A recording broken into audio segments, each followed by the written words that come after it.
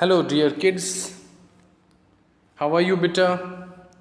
I hope you all are safe and sound at your places. Yesterday, we had started second unit of your practice book, that was determiners, and we came to know about nouns. What is a determiner? Let me tell you again what is a determiner. Determiner is a word which indicates to the coming noun, which introduces a noun. And I told you how many types of determiners are there. First one, article, demonstrative, possessive and quantifiers. Articles we discussed, that was definite and indefinite.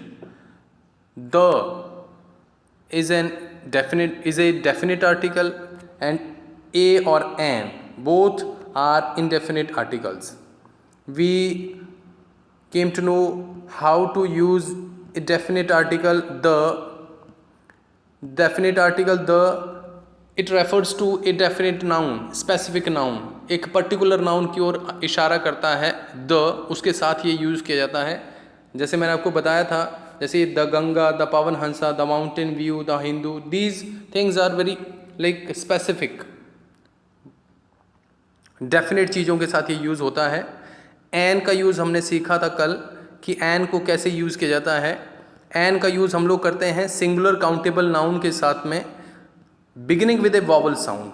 Singular countable noun, एक तो singular हो, दूसरा जिसको count किया जा सकता है, और वो भी वॉवल साउंड के साथ में, जिसके जो शुरू हो रहा है, जिसकी स्पेलिंग स्टार्ट हो रही है वॉवल साउंड से.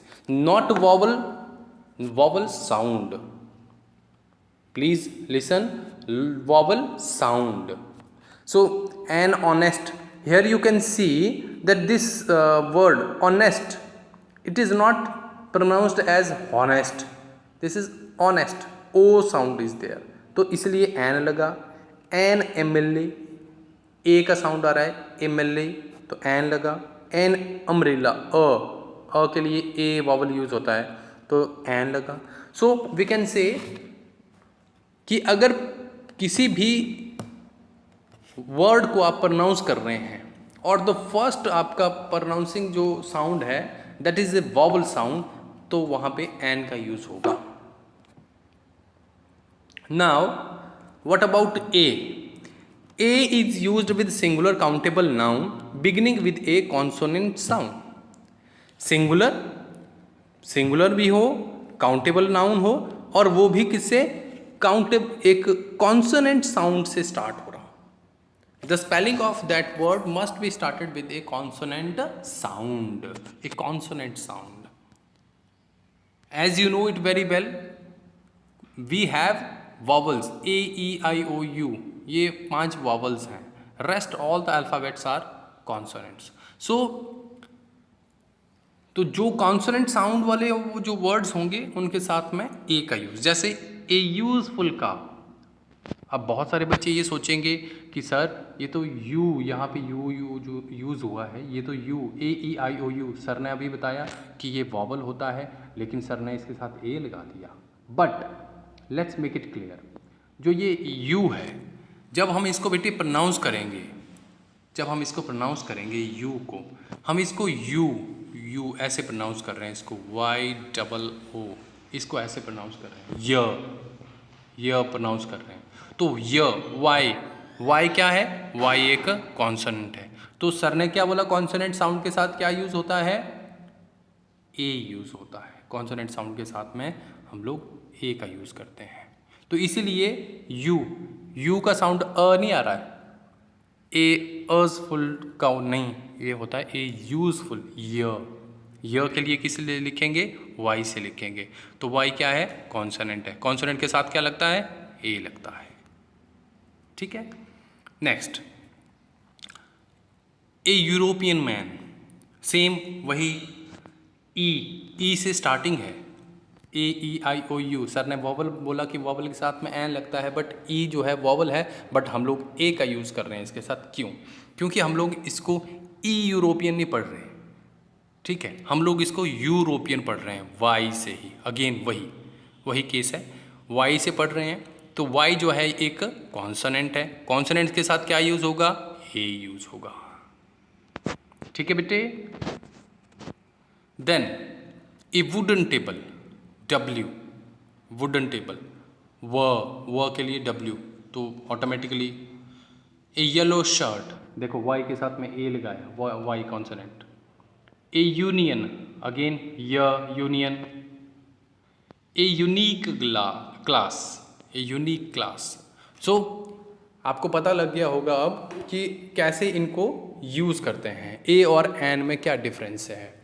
ए और एन दोनों ही सिंगुलर काउंटेबल नाउन्स के साथ यूज़ होते हैं, but as far as the uses of an use होता है जहाँ पे जो वर्ड है that begins with a vowel sound, an का यूज़ वहाँ पे, और कॉन्सोनेंट साउंड के साथ में ए का यूज़ होता है। ठीक है, चलिए नेक्स्ट करते हैं।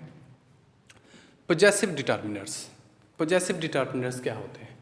The words which are used before a noun to show their relation with the noun.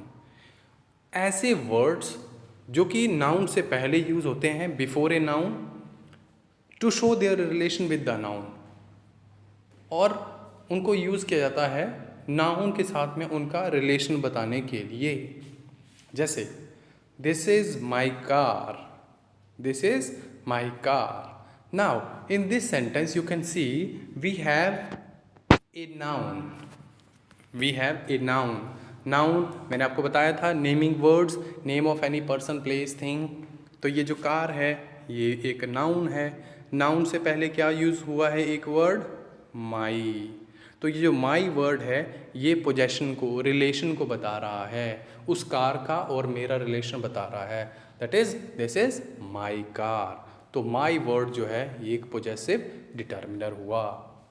Second one, your computer is a new. Your, तो कंप्यूटर नाउन है, नाउन से पहले यूज हुआ योर। तो योर जो वर्ड है that is a possessive determiner. We can see in next sentences, pen noun है, noun से पहले यूज हुआ हर। हर जो है वो उसका रिलेशन को बता रहा है। Then your car, car noun है, नाउन से पहले यूज हुआ your. Their son, he is their son. Son एक नाउन है, नाउन से पहले यूज हुआ देयर। तो देयर एक पोजेसिव डिटर्मिनर हुआ। इज दैट क्लियर बेटे? ये हमारे पास पोजेसिव डिटर्मिनर्स हैं। You can see over there my, our, your, his, her, its, their, ये सारे जो हैं ये पोजेसिव डिटर्मिनर्स हैं। Demonstrative determiners.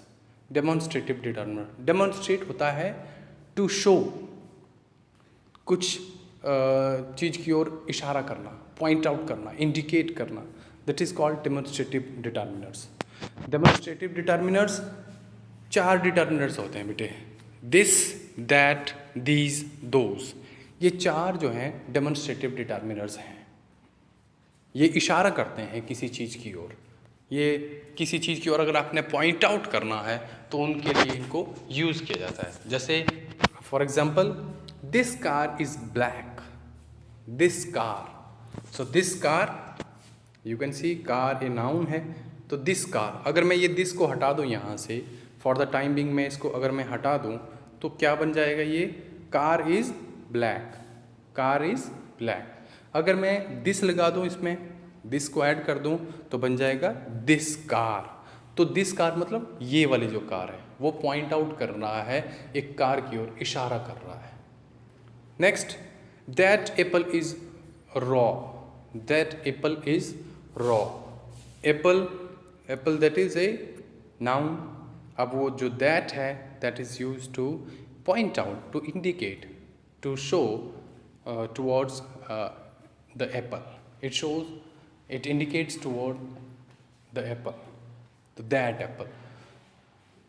These workers, workers noun है, काम करने वाले लोग। these मतलब ये वाले जो हैं, ये वाले जो लोग हैं काम करने वाले। and next one,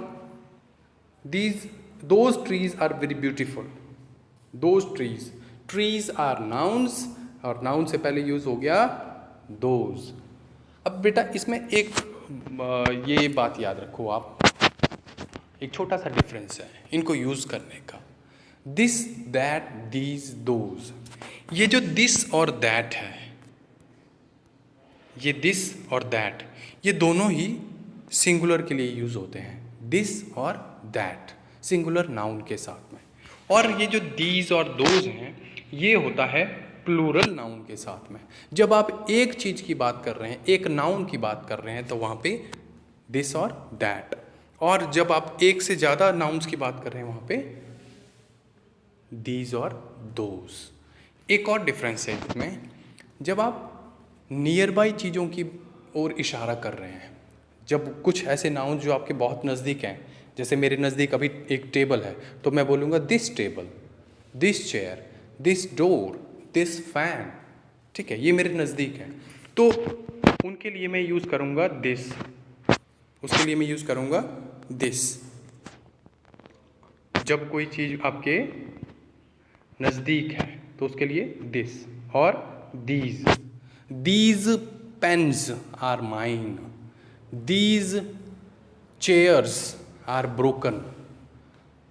जो चीज़ें हमारे नज़दीक होती हैं, अगर हमने उनकी ओर इशारा करना है तो उनके लिए दीज, ठीक है। अगर प्लूरल होंगी तो दीज, अगर सिंगुलर होगी तो दिस। ये नियरनेस और डिस्टेंस की मैं बात कर रहा हूँ। और अगर कोई चीज़ हमसे बहुत दूर है, थोड़ी सी दूरी में है, तो उसके लिए दैट और दोज। सिंगुलर होगा तो that boy is running in the playground, those boys are playing in the ground, ठीक है। तो ऐसे नाउन्स जो काफ़ी नज़दीक हैं उनके लिए दिस और दीज, अगर दूर हैं तो उनके लिए दैट और those. I hope it is clear to you. From tomorrow, we'll discuss the exercise, the main exercise of your unit. Thank you, beta.